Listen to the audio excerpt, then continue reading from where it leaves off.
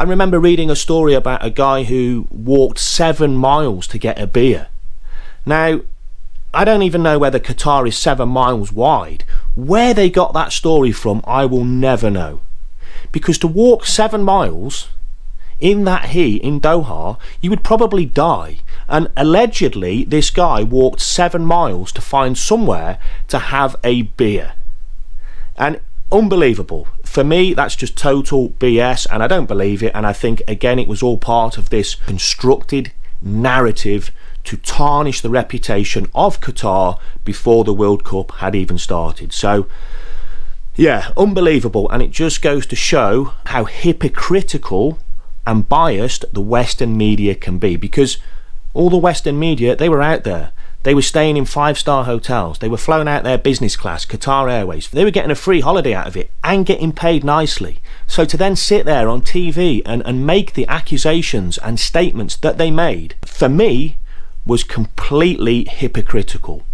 And I'm not a political person, and I try not to get involved in these types of things, but this is the first time in my life I've seen firsthand how the media can manipulate something to fit their narrative. Okay, so again, I think it was unfair criticism, and the media had gone out of their way really to find people that had perhaps had a bad experience, because I didn't see any of that. Qatari people who I actually found to be very friendly. So I was very lucky that I had two or three occasions where I was able to sit down and talk with local Qataris.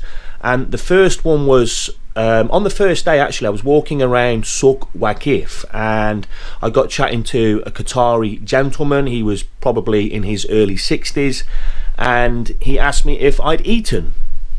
And at that point I hadn't, so he invited me for dinner in a local restaurant. We went to the restaurant, we sat down, we had dinner, we had really interesting conversation. We were talking about Qatar and the UK and lots of different things. I then wanted to pay for the meal, however the waiter said that they couldn't accept card payments, so I asked where the nearest ATM was, and the Qatari guy, he paid for the meal. He didn't know me, he didn't know anything about me other than the 15-minute conversation we'd had. Paid for my meal, he shook my hand and he wished me all the best, and off he went, and I never saw him again. So again, when you look at it logistically, the World Cup was perfect. You didn't have to travel 4 or 5 hours across the country. You didn't have to travel to a different country or to a different state. All the stadiums were in one city. So for me, that was absolutely fantastic. It was so easy to travel between the games, to and from the games. So again, why this wasn't reported, I don't know. Probably because it was one of the positive factors about the World Cup.